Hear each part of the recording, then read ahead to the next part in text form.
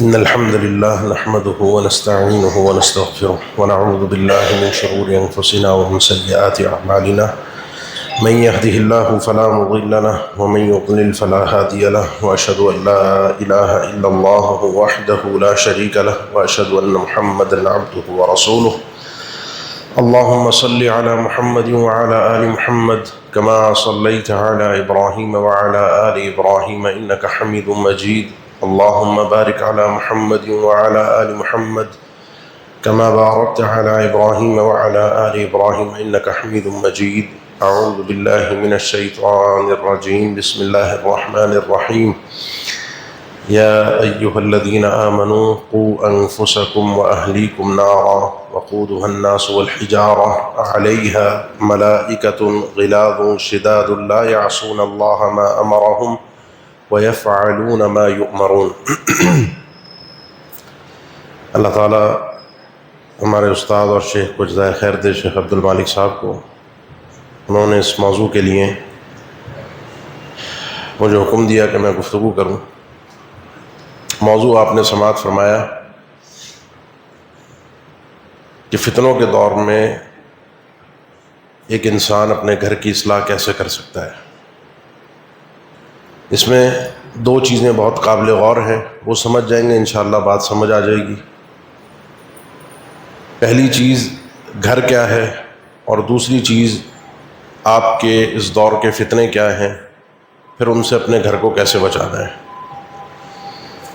دیکھیں، ہمارا گھر جو ہے وہ کسی چار دیواری کا نام نہیں ہے، چھت کا نام نہیں ہے کہ جس کی تزئین و آرائش، اس کی وسعت، مہنگا اور وسیع رقبے پر بنا ہوا گھر جس کی ہم نمائش کرتے ہیں، اور جب بھی کوئی مہمان آتا ہے یا ہم کسی کے ہاں مدعو ہوتے ہیں تو اپنے گھر کی رقبے کو، اس کے اندر رکھی ہوئی قیمتی چیزوں کو دکھانا اور بتانا، یہ ہماری عادت ہے، جس سے ہم سمجھتے ہیں کہ یہ ہے گھر جو ہمارا بن گیا۔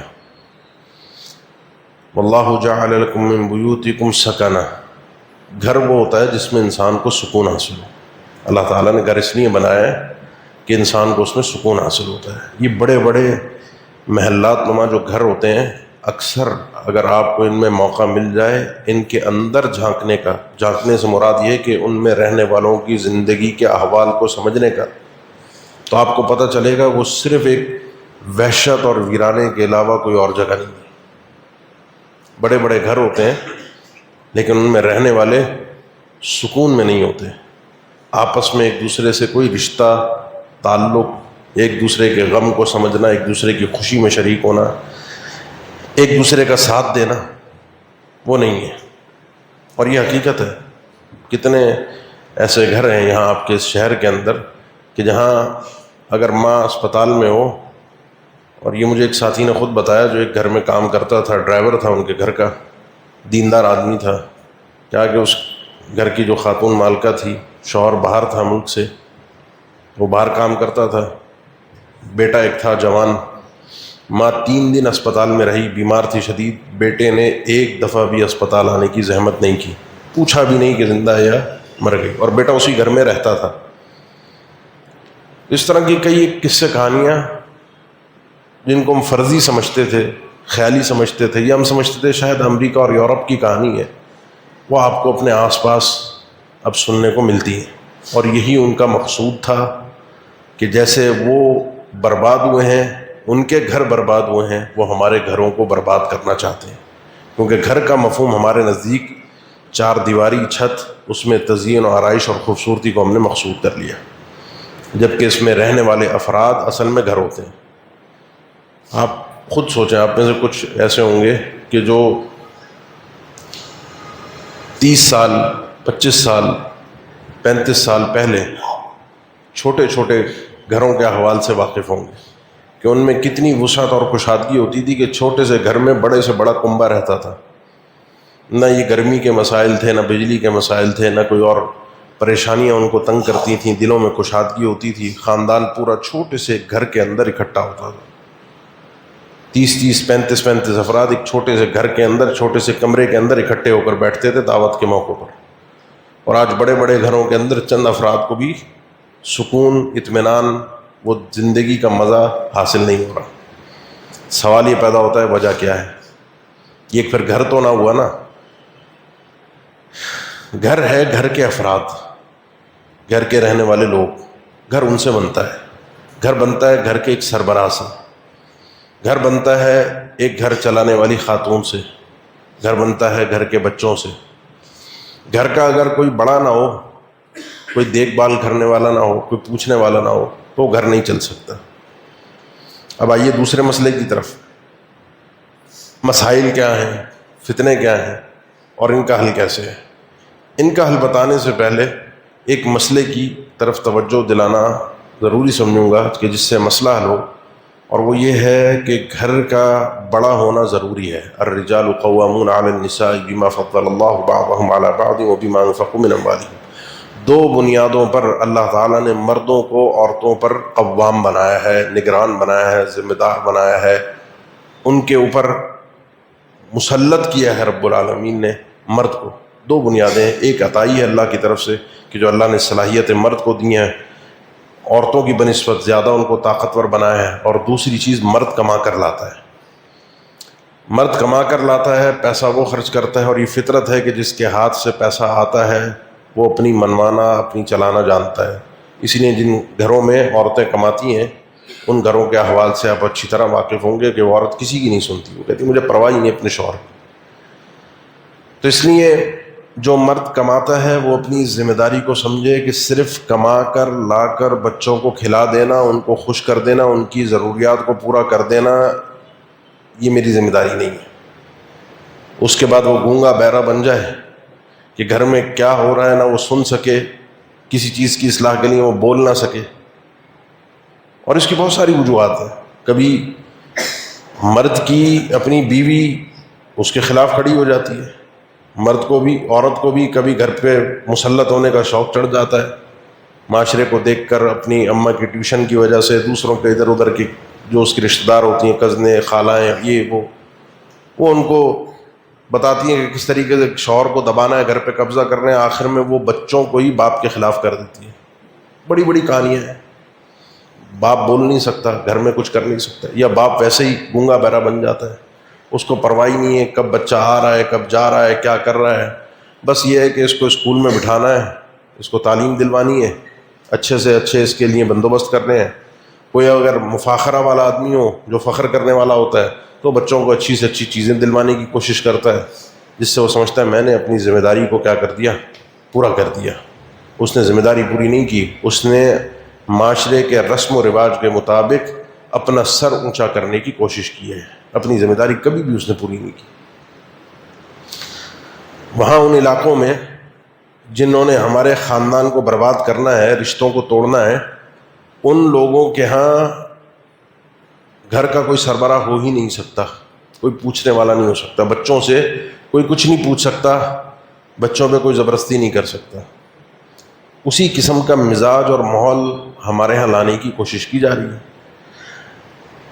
جتنے نوجوان بچے ہیں جو سوشل میڈیا استعمال کرتے ہیں، 12، 14، 15، 18، ان کو اتنا شعور نہیں ہوتا کیا اچھا ہے کیا برا ہے، کیونکہ ہر چمکتی چیز سونا لگتی ہے۔ سوشل میڈیا پہ اگر آپ دیکھیں تو ہمارے خاندانی رشتوں کو کس طرح سے مذاق، تفریح، اور جس کو میمز کہتے ہیں وہ، اس کے اوپر جملے کسنا، اس کو کس طریقے سے رشتوں کو ایک اس طرح بدنما بنا کے ظاہر کیا جا رہا ہے کہ ان رشتوں نے ہماری زندگی کو جکڑا ہوا ہے، ان رشتوں سے آزادی حاصل کرو۔ یہ جو پھپھو کا رشتہ ہوتا ہے گھر میں آگ لگاتی ہے، اس عورت کو گھر سے باہر نکالو، یہ ٹانگ اڑاتی ہے گھر میں آ کے، جب آتی ہے آگ لگا کر جاتی ہے، یہ ایک مزاج بنا ہوا ہے۔ ہمارے فلاں رشتہ دار، فلاں رشتہ ماں یا باپ، وہ ہمیں مجبور کرتے ہیں، لہذا ان سے دور رہو، اور اس نوجوان نسل کو اس نشے، اس لت میں لگا دیا ہے جو موبائل کا نشہ ہے، سوشل میڈیا کا نشہ ہے۔ تو اس لیے ایک مرد کو اپنی ذمہ داری کا احساس کرنا چاہیے، اس لیے کہ اس نے خود بھی جہنم سے بچنا ہے، اپنے بچوں کو بھی جہنم سے بچانا اس کے اوپر فرض ہے، کیونکہ رب العالمین نے فرمایا قوا انفسکم واہلیکم نارا، اپنے آپ کو بھی جہنم سے تم نے لازمی بچانا ہے، اور اپنے بچوں کو بھی جہنم سے، اپنی بیوی کو بھی، اپنے گھر والوں کو بھی جہنم سے لازمی بچانا ہے. اس کی کوشش تم نے کرنی ہے، نہیں کی تو اس کا وبال بھی تم پر ہوگا. کیونکہ حکم ہے قو انفسکم، اللہ تعالیٰ نے خطاب کیا ہے، حکم دیا ہے ذمہ دار کو. وہ ذمہ دار اگر اپنی ذمہ داری ادا نہیں کرے گا، اپنی ذمہ داری سے غافل رہے گا، بس کمانا اس کی ایک ذمہ داری ہے، بچوں پر خرچ کرنا ایک ذمہ داری ہے، تو یہ غفلت کی بات ہے، یہ کل بارگاہ الہی میں. اور دوسری وجہ یہی ہے کہ اللہ تعالیٰ نے ہم سے پوچھنا ہے، الا کلکم راع وکلکم مسئول عن رعیتہ. یہ حدیث تقریباً حدیث کی کتابوں میں، دوسری سنن نسائی کی حدیث ہے کہ ان اللہ سائل کل راع عما استرعاه احافظا ضیعه حتى يسأل الرجل عن اہل بیتہ. اللہ تعالیٰ ہر آدمی سے سوال کرے گا جس کو کوئی ذمہ داری ملی ہے، جو اس کو ذمہ داری ملی تھی اس کے متعلق اس سے پوچھا جائے گا. ہر ذمہ دار سے، وہ والد، وہ والدہ، وہ کسی اسکول کا، مدرسے کا سربراہ، کسی فیکٹری کا بڑا، کوئی ملک کا حکمران، کوئی ناظم، کوئی وزیر اعلیٰ، ایکس وائی زیڈ، کوئی بھی کسی بھی سیٹ پر وہ بیٹھا ہے، اس کی کوئی ذمہ داری ہے. کل قیامت کے دن اس سے اس کی ذمہ داری کے متعلق بارگاہ الہی میں سوال ہوگا. سوال یہ ہوگا کہ جو ذمہ داری ملی تھی اس کی حفاظت کی، پورا کیا، یا اس کو ضائع کر کے آئے. پھر اللہ کے نبی صلی اللہ علیہ وسلم نے خصوصی ایک مثال دی، کیونکہ یہ اس میں تو ہمارا ذہن چلا جاتا ہے نا بہت اوپر کی طرف، کہ یہ تو حکمرانوں سے سوال ہوگا، صدر سے سوال ہوگا، وزیر اعظم سے سوال ہوگا، انہوں نے کوئی اللہ کا دین نافذ نہیں کیا، ان سے سوال ہوگا. آپ نے فرمایا یہاں تک کہ ایک مرد سے بھی سوال ہوگا، اس کے بیوی بچوں اور گھر کے متعلق. بتاؤ گھر میں کتنا دین آیا، ان کو کتنا سکھایا، کتنا جہنم سے بچنے کے لیے ان کو تعلیم دی، تربیت دی، سب سے سوال ہوگا. اس لیے اس مرد کو اپنی ذمہ داری کا احساس کرنا ہے، بڑا بننا ہے، خود بھی اپنے آپ کو بچانا ہے اور اپنے بچوں کو بھی بچانا ہے. گھر میں کوئی مسئلہ ہو جائے نا، کبھی کوئی اللہ نہ کرے، اللہ ہم سب کو محفوظ رکھے، آگ لگ جائے، کوئی اور گھر میں مسئلہ ہو گیا، تو کون آتا ہے سب سے آگے؟ بچوں کو پیچھے کر کے ان کی حفاظت کے لیے، ان کو باہر نکالنے کے لیے، ان کو سیو کرنے کے لیے گھر کا سربراہ، بڑا مرد. اگر وہ آگے نہیں آئے گا پریشانی کے وقت میں تو سربراہ ہی نہیں ہے، اس قابل ہی نہیں ہے. وہ جو جہنم کی آگ ہے، بچے اگر اس میں جا رہے ہیں اور وہ سربراہ آگے نہیں آ رہا، وہ بڑا آگے نہیں آ رہا، تو اس قابل ہی نہیں ہے. اس کو اس قابل بننا ضروری ہے، نہیں تو کل وہ بھی پھنسے گا، وہ بھی جلے گا. تیسری وجہ یہ ہے میرے بھائی کہ یہ گھر جو ہے یہ صرف میرا گھر نہیں ہے. مسئلہ یہ نہیں ہے کہ میں نے صرف اپنے گھر کو برباد کیا، میں نے اپنے گھر کو نہیں دیکھا، یا میرا گھر ضائع ہوا. یہ گھر گھر گھر گھر گھر مل کے معاشرہ بن گیا، اور جو مسئلہ ہے وہ پورے معاشرے کا ہے. برباد اس وقت پورا معاشرہ ہے، فرد نہیں ہے. فرد سے معاشرہ بنتا ہے، وہ فرد، افراد، گھرانہ، اور بالآخر وہ معاشرہ. ہر گھر کا یہی حال ہے، ہر گھر کے اندر یہی ماحول ہے. تو پورا معاشرہ اس تباہی کے دہانے پر کھڑا ہوا ہے. نہیں سمجھے، نہیں آنکھیں کھولی تو سب کے ساتھ میں بھی جل جاؤں گا. گھر جو ہے، چوتھی بات یہ بات سمجھیں، گھر سکون کی جگہ جو ہے، جو میں نے شروع میں بات کی تھی. یہ گھر آدمی تھک ہار کے شام کو، رات کو پہنچتا ہے، بچے دن بھر جو اپنے پڑھائی لکھنے ادھر ادھر کی مصروفیات سے واپس آتے ہیں. گھر کے اندر اگر انسان کو سکون، اطمینان نہیں ملتا تو وہ گھر اس کے لیے جہنم بن جاتا ہے. پھر بہت سے آپ کو نظر آتے ہوں گے جن کا گھر جانے کو دل نہیں کرتا، کیوں؟ گھر میں اس کے سکون ہی نہیں ہے. اس کو پتہ ہے گھر جاؤں گا ایک جہنم بنا ہوا ہوگا گھر. اور یہ گھر گھر کی حالت ہے.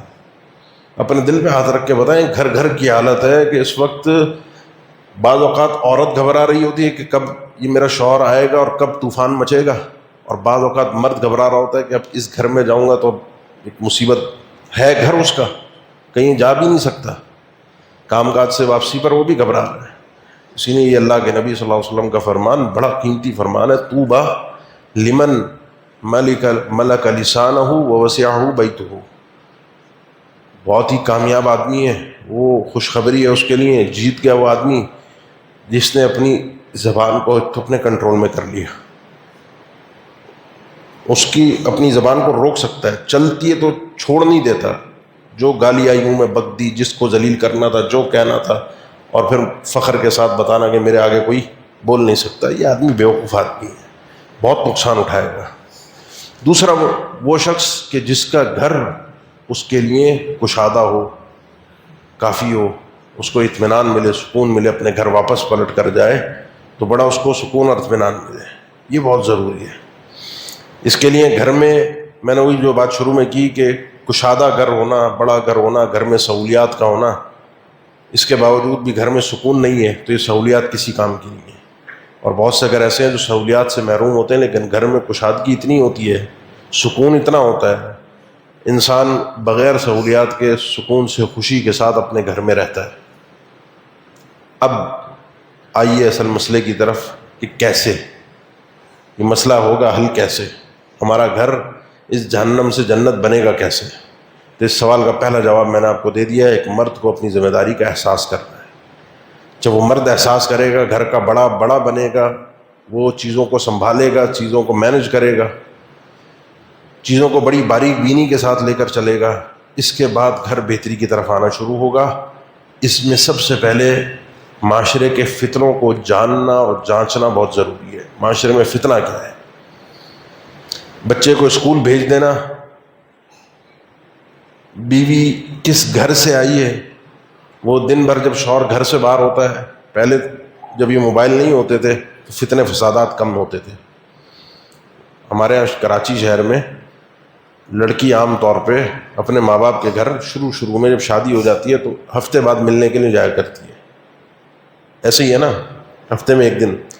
تو وہ ڈیٹا جو ٹرانسفر ہوتا تھا وہ سارے ہفتے کی رویداد سنائی جاتی تھی. شوہر نے یہ کیا، اس ساس نے یہ کیا، ادھر سے جو جوابات، وہ ہفتے میں نا بہت ساری چیزیں اتار چڑھاؤ کے ساتھ سیٹ ہو جاتی تھی. تو ایک دن شوہر گرم تھا، ایک دن مزیدار تھا، ایک دن اس نے کچھ آئس کریم باہر کھانا کھلا دیا، وہ غصہ ٹھنڈا ہو گیا. ایک دن ساس نے سنائی، دوسرے دن ساس نے میٹھے انداز میں بات کر لی.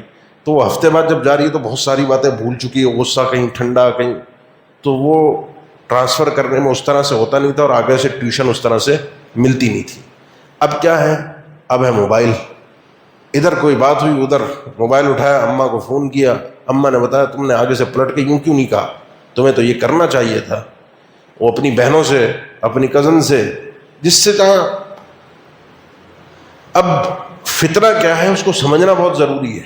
ایک عقل مند آدمی کو اس چیز کو جانچنا بہت ضروری ہے. بچہ اسکول جا رہا ہے اور اسکول میں کیا کر رہا ہے مجھے نہیں پتا، میرے گھر سے جانے کے بعد میری بیوی پیچھے کیا کر رہی ہے مجھے نہیں پتا، اور میں غافل ہوں تو مجھ سے بڑا بیوقوف تو کوئی ہے نہیں. میں اپنے گھر کو خود آگ لگا رہا ہوں. میں اگر کاروبار کرتا ہوں، دکان چلاتا ہوں اور دکان بند کر کے بھی آ جاتا ہوں، پھر بھی میری فکر دکان پر ہوتی ہے. تالا لگا ہوا ہے، دکان محفوظ ہے. اگر دکان کھلی ہوئی ہے تو کون بیٹھا ہوا ہے گلے پر، مال کہاں سے آ رہا ہے، کہاں جا رہا ہے، پیچھے سافٹ ویئر سسٹم، کیمرے، یہ وہ پوری حفاظت کے سسٹم لگتے ہیں کہ کسی طریقے سے کاروبار تباہ نہ ہو. کہیں میں غفلت میں پڑا، ادھر ورکروں نے اپنا کام دکھا دینا، اور ادھر جو گھر ہے اس کی مجھے پرواہ نہیں ہوتی کہ گھر میں کیا چل رہا ہے، کیا ہو رہا ہے، کون آ رہا ہے، کون جا رہا ہے، کس سے کیا بات ہو رہی ہے، بچے کہاں جا رہے ہیں. وہ جیسے پل رہے ہیں جانور کے بچے، اللہ تعالیٰ رحم فرمائے، جملہ بولنا نہیں چاہیے لیکن معاشرے کی عکاسی کے لیے صرف میں بول رہا ہوں، سمجھانے کے لیے. ایسے جانور کے بچے پل رہے ہوتے ہیں ویسے پل رہے ہیں، ٹھیک ہے پل رہے ہیں، گلی محلے میں جا رہے ہیں، دوستوں یاروں کے ساتھ گھوم پھر رہے ہیں. وہ تھوڑی پڑھی لکھی ایلیٹ کلاس ہو، پیسے والے لوگ ہوں، وہاں بچیوں کا یہی حال ہے، کہاں جا رہی ہے، کہاں آ رہی ہے. جا کے دیکھیں بڑے بڑے اسکول اور کالجز کے اندر، وہاں سب سے بڑی مصیبت لڑکیوں کی کیا ہے جانتے ہیں اس وقت؟ نشہ. یہ بڑے بڑے جو آپ کے اسکول یہاں قریب آپ کے علاقوں کے کھلے ہوئے ہیں، جہاں 40-50 ہزار روپے مہینے کی فیس ہوتی ہے، صرف فیس ہوتی ہے، باقی لوازمات چیزیں آگے پیچھے، پھر بچوں کے شوشا کے خرچے نخرے، وہ لاکھ کا حساب کتاب مہینے کا بیٹھ جاتا ہے صرف اور صرف ایک بچے پر. اس کے باوجود بھی وہ بچہ وہاں سے علم نہیں لے رہا، سیکھ نہیں رہا تربیت، وہ صرف بدتمیزی سیکھ رہا ہے، وہ صرف اپنے معاشرے کی تباہی سیکھ رہا ہے. وہ وہاں سے نشہ لے کر آ رہا ہے، وہاں کن دوستوں کے ساتھ وہ بیٹھ رہا ہے، کیا سیکھ رہا ہے، اور کل کو یہی لوگ ہمارے معاشرے کی باغ ڈور سنبھالیں گے. مسئلہ جب تک سمجھیں گے نہیں، مسئلہ حل نہیں ہوگا. اب آئیے، اب اس میں 2 کام کرنے ہیں. پہلا کام، جو اپنے گھر کے ماحول کو جانچنا ہے، دیکھنا ہے، کرنا ہے. اللہ کے نبی صلی اللہ علیہ وسلم پورے اپنے گھر کے احوال سے واقف رہتے تھے، اپنے گھر کی بیویوں کو، معاملات کو، چیزوں کو لے کر چلتے تھے، غافل نہیں ہوتے تھے کہ گھر میں کیا ہو رہا ہے، کیا نہیں ہو رہا. ہاں گھر میں کھانے کے لیے کیا ہے کیا نہیں ہے وہ آپ جانتے ہیں. کتنی احادیث آپ پڑھتے ہیں اللہ کے نبی صلی اللہ علیہ وسلم کی آپ کے سامنے آتی ہیں کہ آپ کو پتہ ہی نہیں ہوتا تھا. کبھی مہمان آئے گھر پہ پوچھوا رہے ہیں 9 کے 9 حجروں سے ایک ہی آواز آئی ما معنا الا الماء. گھر میں پانی کے علاوہ کچھ نہیں ہے مہمان کو کھلانے کے لیے. گھر میں کھانے کے لیے کچھ ہے یا نہیں اس کی فکر آپ کو نہیں تھی. اور جو آتا تھا وہ آپ صلی اللہ علیہ وسلم سے کوئی بھی مانگتا. کبھی انصار آئے انہوں نے کچھ مانگا آپ نے دیا, پھر مانگا پھر دیا, اور پھر فرمایا کہ میں کوئی چیز اپنے آپ کے لیے روک کر رکھوں اور لوگوں کو نہ دوں. ایسی میری شخصیت اللہ تعالیٰ نے بنائی نہیں ہے. جو اللہ کی طرف سے آتا ہے میں بانٹ دیتا ہوں. اپنے گھر میں کچھ نہیں چھوڑتے تھے. اسی لیے اللہ نے بڑا مقام دیا تھا کہ دنیا آپ کے قریب نہیں آنے دی اللہ نے. گھر میں کھانے کے لیے کیا ہے, پینے کے لیے, گھر کی سہولیات کے لیے ہمارے اصل میں ترجیحات میں یہ چیز ہے. اللہ کے نبی صلی اللہ علیہ وسلم کی ترجیحات میں نہیں تھی. گھر میں کیا ہو رہا ہے, خواتین روزانہ کا چکر, حالانکہ آپ کی حجرے زیادہ تھے لیکن شام میں یا رات میں ہر حجرے کا چکر لگاتے تھے. کئی ایک احادیث میں جن کے یہاں باری ہوتی تھی ٹھہرتے وہیں تھے لیکن چکر سب کیا لگاتے تھے, معلومات, حال احوال, چیزوں کے بارے میں پوچھنا کرنا دیکھنا. حتیٰ کہ اعتکاف میں تھے تو آپ کی بیوی آپ سے ملنے آئی. آپ پھر چھوڑنے کے لیے خود گئے. رات کا وقت تھا, اعتکاف سے مسجد سے نکل کر, حجرہ قریب ہی تھا دور نہیں تھا. اللہ کے نبی صلی اللہ علیہ وسلم کے حجرے بالکل مسجد کی دیوار کے ساتھ متصل تھے لیکن مسجد سے باہر خود چھوڑنے گئے رات کے اندھیرے میں کہ بیوی ہے, ذمہ داری ہے میری. 2 صحابہ نے دیکھا تو آپ نے ان کو رکوایا, رکو علی رسلکما انہا صفیۃ بنت حیی, کہ رات کے اندھیرے میں اعتکاف میں بیٹھے ہیں, چاہے اللہ کے نبی صلی اللہ علیہ وسلم ہے لیکن آدمی مشکوک احوال میں اگر نظر آئے تو اگر وہ صحیح ہو تو اس کو پوری اپنے کردار کی وضاحت دینی چاہیے کہ میرے ساتھ جو ایک خاتون ہے اعتکاف کے اندر اندھیرے میں مسجد سے نکل کر جا رہے ہیں, کوئی اور نہیں ہے. ان کو روک کر کہا کہ یہ میری بیوی صفیہ ہے. وہ صحابہ حیران ہو گئے, کہا اللہ کے نبی آپ کے متعلق ہمیں کوئی خیال آ سکتا ہے کہ نعوذ باللہ آپ کے کردار پہ ہم کوئی شک کریں. فرمایا آئے یا نہ آئے لیکن یہ یاد رکھنا شیطان ایسے دوڑتا ہے انسان کے جسم میں جیسے خون دوڑتا ہے. ایسے کہاں وہ ٹک کر کے وسوسہ دماغ میں ڈالے گا, انسان کو ہوش بھی نہیں رہے گا. وہ ہر ایک دکھتی رگ سے واقف ہوتا ہے. اس ذمہ داری کا احساس مرد کو کرنا بہت ضروری ہے. اپنے گھر کی خبرگیری احوال اور اس میں فوقیت دینا, ان کے معاملات کو, نہ کہ ان کے کھانے پینے اور لوازمات کو, گھر کی سہولیات کو, تزئین و آرائش کو. گھر میں اے سی ہے نہیں ہے, لائٹ ہے نہیں ہے, سولر لگا دیا, پانی کا بندوبست, یہ چیز وہ چیز, یہ بھی ضروریات ہیں, یہ بھی ذمہ داری ہے. لیکن اس سے بڑھ کر ذمہ داری ان کے کردار کی ہے کہ پیچھے کیا ہو رہا ہے, میری بیوی کیا کرتی ہے, میرے بچے کیا کرتے ہیں, چھپ کر کیا کرتے ہیں, سامنے کیا کرتے ہیں, ان کی کن سے دوستی ہے.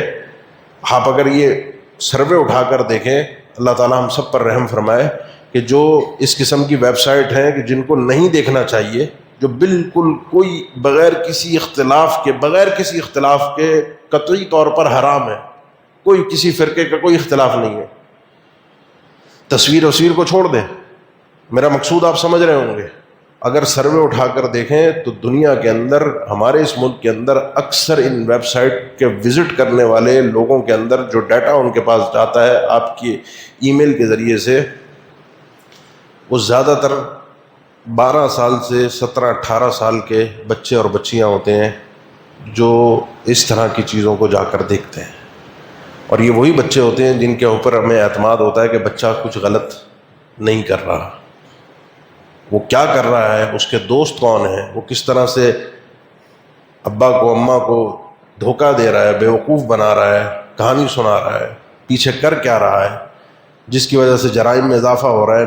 بچوں کو نشے کی لت کیسے لگتی ہے, سگریٹ کی عادت کیسے لگتی ہے, گٹکا کیسے کھاتے ہیں, گالیاں کہاں سے سیکھتے ہیں, یہ سب پتہ ہے مجھے کہاں سے سیکھ رہے ہیں, لیکن میں کنٹرول نہیں کر رہا. بچہ مسجد نہیں آ رہا کیونکہ میں خود نہیں آ رہا. بچہ نماز نہیں پڑھ رہا کیونکہ میں نہیں پڑھ رہا. بچی نماز نہیں پڑھ رہی کیونکہ ماں نہیں پڑھ رہی. اور پھر بڑھاپے میں آ کر روئیں کہ بچوں نے ہمیں چھوڑ دیا, ہماری خدمت نہیں کی, بچے ہمارے دیکھتے نہیں ہیں, ہماری دوائی لا کر نہیں دیتے. وہ بچے کو قرآن تو سکھایا ہوتا, بچے کو بتایا تو ہوتا ہے کہ اللہ کا کلام ہے, اللہ کے کلام کی عظمت بچے کے دل میں ڈالی ہوتی تو بچہ کبھی بھی اللہ کے اس فرمان سے گزرتے ہوئے فلا تقل لہما اف ولا تنہرہما وقل لہما قولا کریما ایسے آنکھ بند کر نہیں گزر جاتا. اس کو پتہ ہوتا کہ ماں باپ کیسے بھی ہوں, ماں باپ کچھ بھی کر لیں, ماں باپ کتنا ظلم کر لیں, وہ ظلم ہے ہی نہیں. بچے کے دل و دماغ میں اللہ کی عظمت اگر ہوتی تو اپنے ماں باپ کا احترام اس اللہ کے حکم کی بنیاد پر کرتا، لیکن دکھائی نہیں میں نے تو اس کو دنیا میں 2 سے 2 4 کرنا سکھایا تھا. کوئی ایک گالی دے تو پلٹ کے اس کو 2 گالیاں دینا، کوئی ایک دفعہ دھوکہ دے اس کو 2 دفعہ دھوکہ دینا، کس کو کس طرح سے ٹھگنا ہے، بیوقوف بنانا ہے، کب کہاں جھوٹ بولنا ہے. ماں نے یہ چلاکی اپنی بیٹی کو سکھائی، باپ نے یہی حرکتیں اپنے بیٹے کو سکھائی. آگے چل کر جب ماں باپ بوڑھے ہوتے ہیں تو بچے یہ سارے فارمولے اپنے ماں باپ پہ آزماتے ہیں. پھر میرے رونے کا فائدہ، سکھایا تو میں نے، تربیت تو میں نے کی ہے. اس لیے ان چیزوں کو سمجھنا بہت ضروری ہے، اپنی ذمہ داری کو، اور پھر ان معاملات کو کہ اس دور کے فتنے کیا ہیں، مسئلے کیا ہیں، بچہ سدھر کیوں نہیں رہا. ان کو سمجھنے کے بعد کچھ چیزیں ہیں روکنے کی اور کچھ چیزیں ہیں کرنے کی. روکنے کی چیزیں ہیں کہ جو برائی کی چیزیں ان کو روکا جائے. گھر کے سربراہ کو صبر کی بہت ضرورت ہوتی ہے اپنے آپ کو روکنے کی. اللہ کے نبی صلی اللہ علیہ وسلم مطالبے ہوتے تھے گھر سے آپ کے، صبر کرتے تھے، ہمیں یہ چاہیے، ہمیں یہ چاہیے، ہمیں چاہیے. بالآخر اللہ تعالیٰ نے قرآن مجید میں کہا، یا ایھا النبی قل لازواجک ان کنتن تردن الحیاۃ الدنیا وزینتہا فتعالین امتعکن واسرحکن سراحا جمیلا. یہ اپنی بیویوں سے کہیں واضح الفاظ میں، دنیا چاہیے، مال و دولت چاہیے، جتنا چاہیے اس سے بڑھ کر ملے گا، لیکن پھر رسول اللہ صلی اللہ علیہ وسلم سے تعلق نہیں رہے گا، زوج النبی نہیں کہلاؤ. تنگ نہ کرو اللہ کے نبی کو، یہ مطالبے نہ کرو. آپ صلی اللہ علیہ وسلم کے سامنے مطالبے ہوتے تھے لیکن خاموش رہتے تھے، صبر کرتے تھے، سمجھاتے تھے، اچھی بھلائی کی چیزوں کی طرف ترغیب دیتے تھے. تو یہ گھر کے مطالبوں کو سمجھنا، کہیں پر انسان نے اپنے آپ کو روکنا ہے. ضروری نہیں ہے کہ آپ نے تھپڑ مارنا ہے، ضروری نہیں ہے کہ آپ نے گالی دینی ہے، ضروری نہیں ہے گھر میں شور مچانا ہے. بڑی چیزوں کو سمجھداری کے ساتھ، عقل مندی کے ساتھ، صبر کے ساتھ، تحمل کے ساتھ، کہیں سن کر کہیں کہہ کر، کہ گھر کا ماحول صحیح رہے، بچوں کی تربیت پہ غلط اثر نہ پڑے، گھر کا ماحول خراب نہ ہو، گھر میں وحشت زدہ ماحول نہ ہو. اس لیے کچھ چیزوں کو کنٹرول کر کے، فتنوں کو سمجھ کے، ان چیزوں کے تدارک کے لیے کچھ چیزوں سے بچوں کو دور کرنا، گھر والوں کو دور کرنا ضروری ہے بڑی طریقے کے ساتھ. اور پھر کچھ چیزیں کرنا ضروری ہیں. ان کچھ چیزوں میں کرنے میں سب سے پہلی چیز وہ یہ ہے کہ میں خود کچھ بھی نہیں کر سکتا. یہ ہر انسان کے ذہن میں پہلی بات، پہلا نقطہ، اول دن سے بیٹھے آخری لمحے تک، کہ میں خود کچھ بھی نہیں ہوں. اللہم رحمتک ارجو فلا تکلنی الی نفسی طرفۃ عین واصلح لی شأنی کلہ لا الہ الا انت. اللہ ایک لمحے کے لیے بھی مجھے میرے سپرد نہ کرنا کہ میں اپنے معاملات کو خود ہی دیکھ رہا ہوں، میں خود ہی سلجھا رہا ہوں، خود ہی نپٹا رہا ہوں، میں خود کچھ نہیں کر سکتا. تو اللہ تعالیٰ کی مدد مانگنا سب سے پہلے بہت ضروری ہے. اللہ کی مدد کے بغیر کچھ نہیں ہو سکتا. اللہ کی مدد کے لیے یہ بات ذہن میں رکھیں کہ شیطان کو بھی سب سے زیادہ پسندیدہ چیز یہی ہے کہ گھر تباہ ہو جائے. میاں بیوی کا رشتہ جو اس کا چیلا توڑ کر آتا ہے، صحیح مسلم کی حدیث ہے، اٹھ کر اسے شیطان ابلیس گلے لگاتا ہے کہ تو نے جو کام، شرک کروانے والے اپنے چیلے سے وہ اتنا خوش نہیں ہوتا. حالانکہ شرک سب سے بڑا گناہ ہے، اس پہ آخرت پوری داؤں پہ لگ جاتی ہے. لیکن مسئلہ یہ ہے کہ شرک کے، خرافات کے، نسلوں کو بگاڑنے کے، شرک کرے گا وہ ایک آدمی سے کروایا، وہ ایک آدمی 2 کو شاید متاثر کر دے، لیکن ایک گھر جو برباد ہوا ہے، اس ایک گھر سے پورا معاشرہ برباد ہوگا، جو کہ نہ صرف یہ کہ شرک میں، بدعات میں، بلکہ ہر قسم کے طرح طرح کے گناہ میں پڑے گا. آغاز یہاں سے، اس کو پتہ ہے کہ یہ آغاز ہے، یہ وہ رسی ہے، اگر کھل گئی ایک دفعہ تو آگے بیڑا غرق ہو جائے گا. یہاں سے وہ پکڑتا ہے، اور اسی کو میں نے پکڑنا ہے. کس طرح؟ اللہ کی مدد کے ساتھ. کیونکہ شیطان کا مقابلہ میں نہیں کر سکتا، ابلیس کا مقابلہ، اس کے چیلوں کا مقابلہ، انہ یراکم هو وقبیلہ من حیث لا ترونہ، اس کا مقابلہ میں نہیں کر سکتا. اس کا مقابلہ کرنے کے لیے مجھے اللہ سے مدد مانگنی ہے. اللہ سے مدد مانگنے کا طریقہ یہ ہے، گھر میں داخل ہونا، گھر سے نکلنا، اس کے اذکار کا خصوصی اہتمام. وہ اللہ کی طرف سے شیطان آپ کے ساتھ ساتھ داخل ہوتا ہے. رات کو جب مرد گھر میں داخل ہوتا ہے، اللہ کے نبی صلی اللہ علیہ وسلم نے فرمایا کہ جب وہ داخل ہوتا ہے، وَيَذْكُرُ اسْمَ اللَّهِ، اللہ کا نام لیتا ہے، عند الدخول وعند المبیت یا عند الطعام، مختلف الفاظ ہیں حدیث میں، گھر میں داخل ہوتے ہوئے بھی اور کھانا کھاتے ہوئے بھی. تو ایک جو اس کا شیطان کا چیلا ساتھی ساتھ میں ہوتا، کہتا ہے نہ تجھے کھانا ملا، نہ تجھے رات گزارنے کی جگہ ملی. لیکن اگر گھر میں داخل ہوتے ہوئے اس نے اللہ کا نام نہیں لیا، بسم اللہ پڑھ کے کھانا نہیں کھایا، اس کو رہنا بھی مل گیا اور کھانا بھی مل گیا. کیونکہ شیطان، اس کو بھی غذا چاہیے، جنات کی بھی غذا ہوتی ہے، اور اس غذا کے لیے خاص طور پر صحیح مسلم کی حدیث کے میں یا بعض اور کتب احادیث میں ہے کہ جب شیطان بھوکا ہوتا ہے نا تو خاص طور پر بچوں کو اچانک ایک بھوک کا دورہ پڑتا ہے. کبھی آپ نے دیکھا ہو کہ اچانک وہ کھانے کو دو اور زیادہ کھاتے ہیں بغیر بسم اللہ کے. اس میں حدیث میں اللہ کے نبی نے ایک بچے کو دیکھا, کہا اس کو روکو, اس کو کہا پہلے اللہ کا نام لو. کہا اس کے ساتھ اس کا شیطان تھا جو بغیر اللہ کا نام لیے بچے کھا رہی تھی, وہ غذا اس کی بن رہی تھی. بچوں کو ابھار کے لے کر آتا ہے. تو بسم اللہ خود بھی پڑھنی ہے, بچوں کو بھی پڑھوانی ہے, تاکہ شیطان آپ کے گھر سے بھاگے, یہ اس کے چیلے آپ کے گھر سے نکلیں. کیونکہ سب سے بڑی نحوست گھر کے اندر شیاطین کا ہونا ہے. وہ شیاطین الانس ہو, وہ شیاطین الجن ہو. کچھ شیاطین انس کا تذکرہ پہلے میں نے اشاروں میں کیا, انسانی شیطان جو گھروں میں آگ لگاتے ہیں, میاں بیوی کو لڑواتے ہیں, بچوں کو باپ کے خلاف کرتے ہیں, باپ کو اپنے اولاد کے خلاف کرتے ہیں, یہ انسانی شیطان ہے. یہ مجھے نظر آ رہے ہوتے ہیں, میں بچ بچاؤ کر لیتا ہوں, لڑ لیتا ہوں, وہ بھی اللہ کی مدد کے بغیر ممکن نہیں ہے. لیکن یہ والے جو جنات شیاطین ہیں, ان کا مقابلہ میں نہیں کر سکتا. گھر میں داخل ہو تو اللہ کا نام لے کر داخل ہو, سلام کر کے داخل ہو. اللہ کے نبی صلی اللہ علیہ وسلم کا فرمان ہے, ادب المفرد میں حدیث ہے اور مقبول حدیث ہے. اللہ کے نبی صلی اللہ علیہ وسلم نے فرمایا 3 قسم کے لوگ ایسے ہیں, طویل حدیث ہے, 3 قسم کے لوگ ایسے ہیں کہ اللہ کی گارنٹی ہے ان کے لیے, ان عاش رزق و کفیہ و ان مات ادخلہ اللہ الجنہ. 3 قسم کے لوگ ایسے ہیں کہ اللہ کی ضمانت ہے, اللہ کی گارنٹی, کسی اور کی نہیں ہے, گارنٹی اللہ کی پوری پوری, کہ اگر یہ آدمی زندہ رہا تو اس کو رزق بھی ملے گا, اور رزق یا تو رزق کافی ملے گا یا اللہ اس کو ہر مصیبت سے محفوظ رکھے گا, اور اگر یہ مر گیا تو جنت میں داخل ہوگا. 3 چیزیں, 3 چیزوں میں سے پہلی چیز اللہ کے نبی صلی اللہ علیہ وسلم نے فرمائی, اذا دخل بیتہ فسلم علی اہلہ, جب وہ گھر میں داخل ہوتا ہے تو اپنے گھر والوں کو خود سلام کرتا ہے. فَإِذَا دَخَلْتُمْ بُيُوتًا فَسَلِّمُوا عَلَىٰ أَنفُسِكُمْ تَحِيَّةً مِّنْ عِندِ اللَّهِ مُبَارَكَةً طَيِّبَةً. یہ سلام جو ہے نا تحفہ ہے اللہ کی طرف سے, بڑی بابرکت دعا ہے, بڑی پاکیزہ چیز ہے. اور مصیبت یہ ہے, افسوس کی بات یہ ہے کہ یہ تحفہ میں آپ کو دیتا ہوں, آپ مجھے دیتے ہیں, السلام علیکم وعلیکم السلام. یہ تحفہ میں بازار میں دیتا ہوں, یہ تحفہ اپنے اغراض و مقاصد, اپنے دنیا کے مفادات کے لیے استعمال کرتا ہوں. لیکن جب بات آتی ہے اپنے ہی بیٹے بیٹی کی, ماں ہے وہ گھر میں آ رہی ہے, والد ہے وہ گھر میں آ رہا ہے, بچے ہیں وہ گھر میں آ رہے ہیں, یا مل رہے ہیں ایک دوسرے سے. ابھی آپ یہاں سے اٹھ کے اپنے گھر جائیں گے, اپنے بچوں سے ملیں گے, اپنے گھر میں داخل ہوں گے, خاتون کوئی اپنے گھر میں آئے گی باہر سے, بچے اپنے اسکول سے مدرسے سے پڑھ کر گھر میں آئیں گے, تو سلام کا رواج ہمارے یہاں نہیں ہے. وہ تحفہ, وہ بابرکت دعا, وہ ہم سب سے زیادہ ایک دوسرے کو اس سے محروم رکھتے ہیں, کیونکہ اللہ کی مدد. سلام کا معنی کیا ہے؟ السلام علیکم ورحمۃ اللہ وبرکاتہ. وَإِذَا حُيِّيتُم بِتَحِيَّةٍ فَحَيُّوا بِأَحْسَنَ مِنْهَا وَرُدُّوهَا. جب تمہیں یہ تحفہ دیا جائے, تحیہ کہتے ہیں, تحیہ کا معنی یہ ہے کہ زندگی کی دعا. اس تحیہ کا معنی سلام کو, جس کو تحیہ قرآن میں اللہ نے قرار دیا ہے, اس تحیہ کا معنی زندگی کی دعا. السلام علیکم, اللہ تمہیں سلامتی دے, زندگی دے, حفاظت والی, سلامتی والی, اللہ کی رحمتیں ہوں, اللہ کی برکتیں ہوں.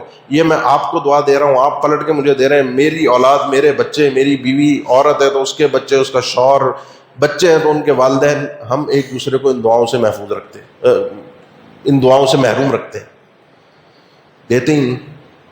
تو یہ آدمی جو یہ کام کرتا ہے, اللہ کی ضمانت ہے, گارنٹی, اس کو رزق ملے گا. اللہ تعالیٰ نے قرآن میں فرمایا جب اپنے گھروں میں داخل ہو تو سلام کرو. سیدنا انس کو اللہ کے نبی صلی اللہ علیہ وسلم نے فرمایا تھا, یا بنی اذا دخلت بیتک فسلم علی اہلک, بیٹا جب گھر میں جایا کرو تو اپنے گھر والوں کو سلام کیا کرو. یہ تکون برکۃ علیک وعلی اہل بیتک, یہ بڑی بابرکت چیز ہے تمہارے لیے بھی, تمہارے گھر والوں کے لیے بھی. یہ راستے اللہ کی مدد اختیار کرنے کے یہ بہت ضروری ہے. گھر سے نکلنے کی دعا, بسم اللہ توکلت علی اللہ لا حول ولا قوۃ الا باللہ. اس کے لیے حدیث میں ہی آتا ہے کہ شیطان دوسرے کو کہتا ہے کہ تیرا اس آدمی پہ کیسے زور چلے گا, کہ یہ آدمی وہ ہے فقد ہدی و کفیہ و وقیہ, یا وہ کہتا ہے فقد کفیت و وقیت و ہدیت. اس کا شیطان اس آدمی سے کہتا ہے کہ تو بچا بھی لیا گیا, کفایت بھی کر دیا گیا, اور تیری رہنمائی بھی کر دی, یعنی جس مقصد کے لیے تو جا رہا ہے وہ بھی تیرا محفوظ ہو گیا. پیچھے جو تیرا گھر بار ہے وہ بھی اللہ کی حفاظت میں آ گیا. بسم اللہ توکلت علی اللہ, میں اللہ کا نام لے کر نکل رہا ہوں, اس اللہ پر میں بھروسہ کرتا ہوں. کوئی خیر, کوئی فائدہ اور کوئی کسی نقصان سے بچنا اس کی توفیق کے بغیر ممکن نہیں ہے. لا حول ولا قوۃ الا باللہ. اتنے چھوٹے سے الفاظ میں پوری دنیا اور آخرت کے سارے فائدوں کو کتنے لوگ ہم میں سے اہتمام کرتے ہیں.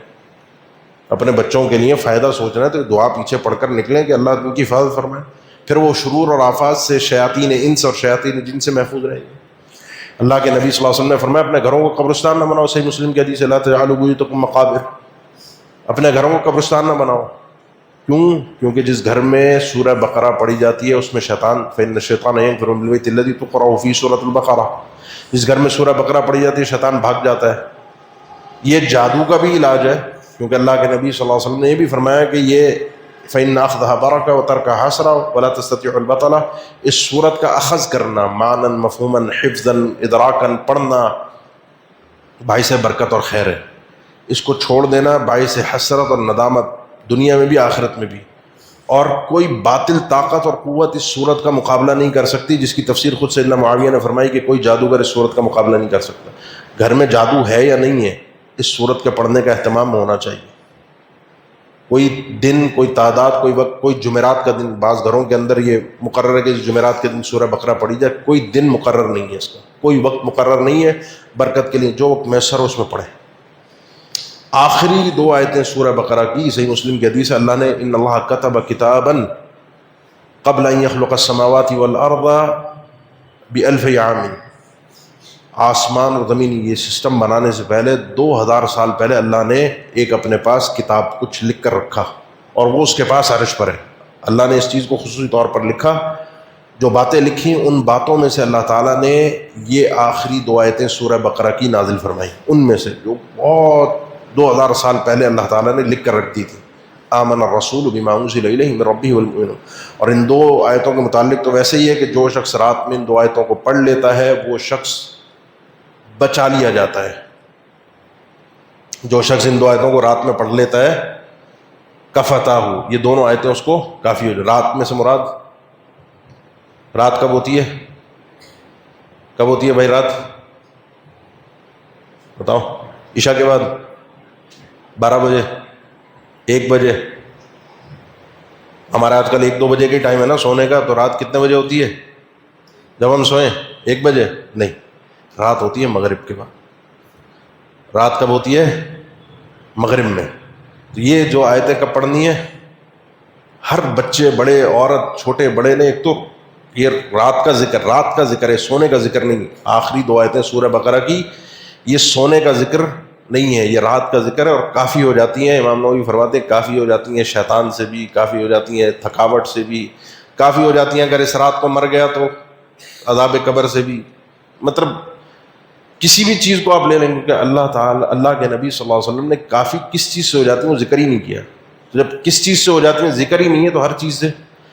پھر جو حدیث میں بتا رہا تھا کہ اللہ تعالیٰ نے یہ جو دو آیتیں نازل فرمائی ہیں اس خزانے سے نازل فرمائی جو اس کے پاس عرش میں ہے۔ 2000 سال پہلے اللہ کے نبی صلی اللہ علیہ وسلم نے فرمایا جس گھر میں 3 راتوں تک، یہ مسند احمد کی صحیح حدیث ہے، 3 راتوں تک جس گھر کے اندر یہ 2 آیتیں پڑھی جائیں اس کے قریب شیطان نہیں آتا۔ وہ چاہے انشاءاللہ یہ شیاطین جن تو مراد ہے ہی ہیں، اللہ کی رحمت سے امید ہے کہ اللہ ہم سے ان 2 آیتوں کی، ان اذکار کی برکت سے شیاطین انس جو انسانی شیطان ہے اللہ تعالیٰ ہمیں ان سے بھی محفوظ رکھے۔ وہ جو گھروں میں آگ لگاتے ہیں، میرے بچوں کو برباد کرتے ہیں، غلط راہ پر لے کر جاتے ہیں، مجھے میرے گھر کا سکون برباد کرتے ہیں۔ یہ اہتمامات شیطان کے بچنے کے لیے، شیطان کے شر سے بچنے کے لیے میں نے کرنے ہیں۔ پھر اپنی ذمہ داری کا احساس، رحم اللہ عمران، اللہ تعالیٰ رحمت فرمائے اس آدمی پر جو رات کو اٹھتا ہے اور خود 2 رکعت پڑھتا ہے، اپنی بیوی کو اٹھاتا ہے۔ اللہ اس عورت پر اپنی خاص رحمت فرمائے جو رات کو اٹھتی ہے، خود نماز پڑھتی ہے اور اپنے شوہر کو اٹھاتی ہے۔ اللہ کے نبی صلی اللہ علیہ وسلم نے خود اپنی بیویوں کے متعلق فرمایا، خود سیدہ عائشہ کو اکثر اٹھاتے تھے، قومی فاوتری، اٹھ جاؤ فجر ہونے والی ہے، نماز پڑھ لو، وتر پڑھ لو۔ پہلے سوتی نہیں، جو سنت ہے یا نوفل ہے چلو ٹھیک ہے، وہ اتنی سختی نہیں کی، لیکن جب فجر کی اذان کا وقت ہونے لگے تو اٹھائیں، وتر پڑھے۔ یہ مرد کی ذمہ داری ہے، خود بھی نماز کے لیے اٹھے، اپنی بیوی کو بھی اٹھائے، اپنے بچوں کو بھی اٹھائے۔ نماز کے لیے اٹھانا لازمی ہے، نماز کے لیے جلدی سنانا بھی پھر لازمی ہے۔ نماز کے لیے آدمی فجر کے لیے اس وقت تک نہیں اٹھ سکتا جب تک رات کو جلدی نہ سوئے۔ بہت سے لوگ شکایت کرتے ہیں فجر میں اٹھا نہیں جاتا، آنکھ نہیں کھلتی۔ کیوں نہیں اٹھا جاتا؟ اور سوتے ہی رات کو 2-2:30 بجے، 2-2:30 بجے سوئے گا تو 4:30-5 بجے اٹھ سکتا ہے۔ اگر سوئے گا وہ 10:30-11 بجے تو آرام سے 4-4:30 بجے اس کی آرام سے خود ہی آنکھ کھلے گی، خود ہی آنکھ کھلے گی۔ تو جلدی سلانا بھی مرد کی ذمہ داری ہے، جلدی اٹھانا بھی مرد کی ذمہ داری ہے، نماز پڑھوانا بھی۔ آپ صلی اللہ علیہ وسلم نے فرمایا کہ یہ صاحب حجرات کو کوئی اٹھائے، یہ اٹھیں، کوئی اللہ کا ذکر کریں۔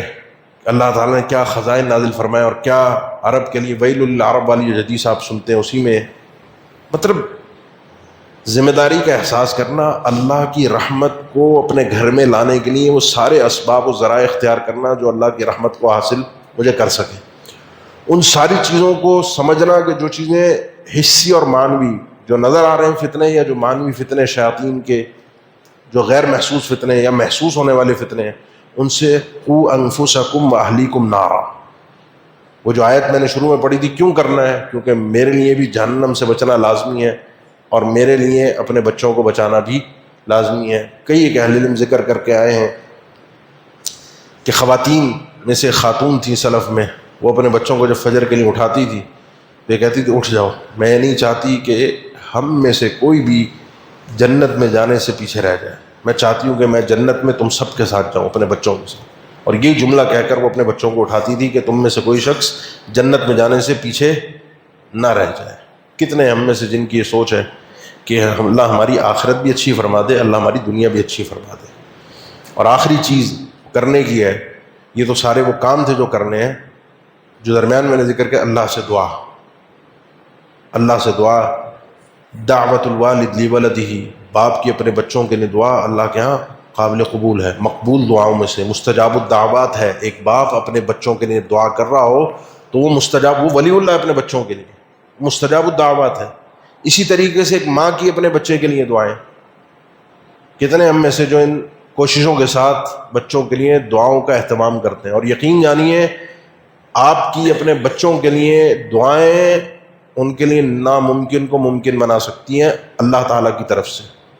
اللہ تعالیٰ کا جب دروازہ آپ کھٹکھٹاتے ہیں، اللہ کے سامنے اپنی لاچاری اور بے بسی ذکر کرتے ہیں، اللہ میں کچھ نہیں کر سکتا، تو میرا بھی ہے اور تو میری اولاد کا بھی ہے، میرا یہ بھی مسئلہ ہے، میرے بچوں کا مسئلہ ہے، مجھے ان کی راحت سے میری آنکھوں کو ٹھنڈا کر دے۔ جب اللہ آپ کی اس لاچاری اور بے بسی کو دیکھتا ہے، یا ایھا الناس انتم الفقراء الی اللہ واللہ هو الغنی الحمید، اللہ کو اپنا ایک کبر، اپنا یہ غنا، اللہ کو اپنی یہ تعریف، اپنی یہ بڑائی، یہ کبریائی، اور بندے کا یہ عجز، یہ تواضع، اللہ کے سامنے جھکنا، اللہ کے سامنے اپنی لاچاری اور بے بسی، اللہ کو بڑا پسند ہے۔ اور دعاؤں کی روح یہی ہے۔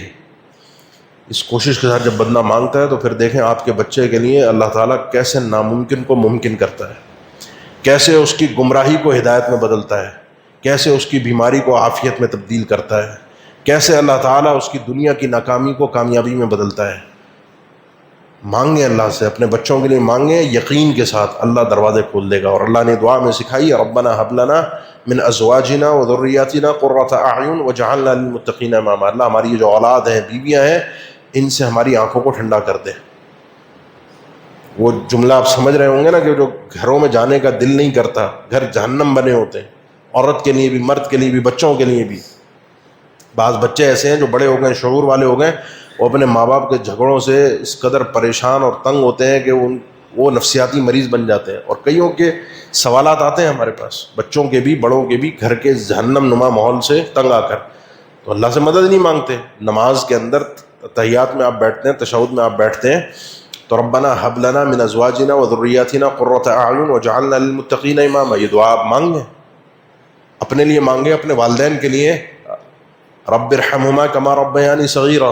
اور وہ آدمی خصوصی طور پہ جو 40 سال، خصوصی طور پہ وہ آدمی، ورنہ سب مانگ سکتے ہیں دعا، لیکن خصوصی طور پہ کیونکہ اللہ تعالیٰ نے 40 سال کا ذکر فرمایا، حتی اذا بلغ اشدہ وبلغ 40 سنہ، وہ آدمی جو اپنی پوری پختہ عمر کو پہنچ گیا، سمجھداری، اس کا جسم پورا اب زوال کی طرف اس کے جسم نے بڑھنا ہے، وبلغ 40 سنہ، اور وہ 40 سال کی عمر کو پہنچ گیا، تو اللہ سے وہ یہ دعائیں مانگتا ہے۔ اہل علم نے ذکر کہ 40 سال کے بعد دعا کا مانگنا، اس کے استحباب کی شدت بڑھ جاتی ہے، قرآن نے ذکر کیا۔ اور وہ دعا کیا ہے؟ 26ویں پارے میں سورہ حامیم میں آغاز میں ہی پہلی صورت ہے، اور اس کے دوسرے صفحے کے اوپر موجود ہے، میرے خیال ہے 14-15 نمبر شاید آیت نمبر ہے، رب اوزعنی ان اشکر نعمتک التی انعمت علی وعلی والدی وان اعمل صالحا ترضاہ واصلح لی فی ذریتی انی تبت الیک وانی من المسلمین۔ ساری دنیا، ساری آخرت، اپنے لیے، اپنے ماں باپ کے لیے، سب کچھ بندہ اس میں مانگ رہا ہے، اللہ مجھے توفیق دے رب اوزعنی ان اشکر نعمتک، تو نے اتنی نعمت کی، 40 سال عمر، پورا دل و دماغ، جسم، شعور، تجربہ، سب چیز ایک پختہ ہو گیا، اب انسان بڑا سمجھدار ہو جاتا ہے 40 سال۔ یہ جو تو نے نعمت مجھے دی ہے 40 سالہ زندگی کی، صحت کے ساتھ، توانائی کے ساتھ، عقل کے ساتھ، شعور کے ساتھ، مجھے اس کا شکریہ ادا کرنے کی تو توفیق دے، کیونکہ شکریہ بھی ربی توفیق دیتا ہے تو انسان ادا کر سکتا۔ تو نے جو نعمت مجھ پر کی ہے، انعامات مجھ پر کی ہیں اور میرے ماں باپ پر کی ہیں۔ سب سے پہلے ماں باپ کا تذکرہ، اس عمر میں انسان کو آ کے پتہ چل جاتا ہے ماں باپ چیز کیا ہوتے ہیں، اس سے پہلے نہیں پتہ ہوتا کہ ماں کیا ہوتی ہے، باپ کیا ہوتا ہے۔ عام طور پہ اس عمر میں آ کے جب اپنے بچے کسی کھاتے لگتے ہیں نا، انسان کو پتہ چلتا ہے ماں باپ کرتے کیا تھے اور ماں باپ ہوتے کیا ہیں۔ وہ ماں باپ کی اس نعمت کا شکریہ۔ وَأَنْ أَعْمَلَ صَالِحًا تَرْضَىٰ، اللہ آگے اعمال صالح کی توفیق دے، کیونکہ اب سورج غروب ہونے والا ہے، اب یہ زوال پذیر ہوگا، کس وقت یہ پیغام آ جائے پتہ بھی نہیں چلے گا۔ اللہ اب گناہوں کی کرنے کی، موج مستی کی گنجائش بچی نہیں ہے۔ اللہ اب ذرا توفیق دے، اعمال صالحا ترضیٰ۔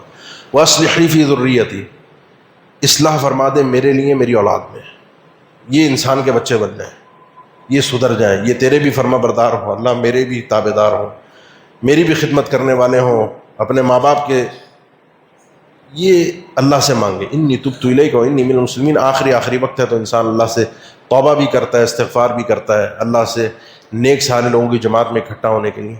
یہ اور بھی دعائیں ہیں، رب اغفر لی ولوالدی ولمن دخل بیتی مؤمنا والمؤمنین والمؤمنات۔ علم نے شاید میں یہ بھی ذکر کیا کہ انسان کو اپنے گھر کی سعادت کے لیے، اپنے گھر کی خوشی کے لیے، اپنے گھر میں رحمت کے لیے نیک مومن اور مومنہ عورتوں کو، یعنی عورت کوئی ہے تو کسی کو بلا رہی ہے تو مومنہ کو بلائے، مرد ہے تو اللہ کے بندوں کو اپنے گھر میں بلائے۔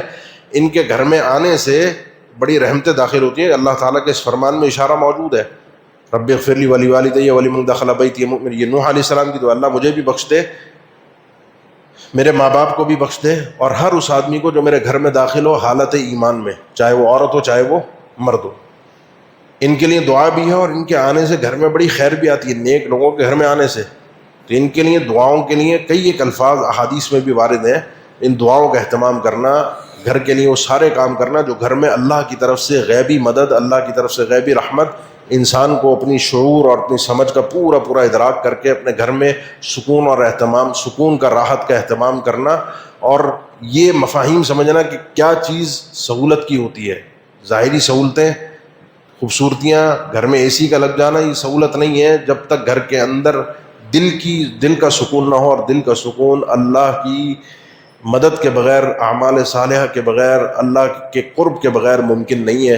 جب تک یہ چیزیں ہم نہیں سمجھیں گے، ان چیزوں کا ادراک نہیں کریں گے، اپنی ذمہ داری کا احساس نہیں کریں گے، جیسے چل رہا ہے جان چھڑانا اپنے کاموں سے، اپنی ذمہ داری سے، کیونکہ ہماری نسلوں کے اندر اب ہم لوگ جو ہیں، اور ہمارے بعد والی نسل تو اللہ تعالیٰ رحم فرما دے، کام چور ہڈ حرام، یہ دو لفظ میں اس لیے کھلے عام انی انا النذیر العریان، کھلے ننگے الفاظ اس لیے بول رہا ہوں تاکہ مسئلے کی سنگینی کا احساس ہو، کہ ہم اپنے کاموں سے اپنی جان چھڑاتے ہیں، بھاگتے ہیں ذمہ داری سے، اپنے کام سے۔ کیوں؟ سہولت، راحت، سونے کو مل جائے، موبائل استعمال کرنے کو مل جائے، سوشل میڈیا میں غرق ہونے کو ٹائم مل جائے، اپنے دوستوں کے ساتھ موج مستی کا ٹائم مل جائے۔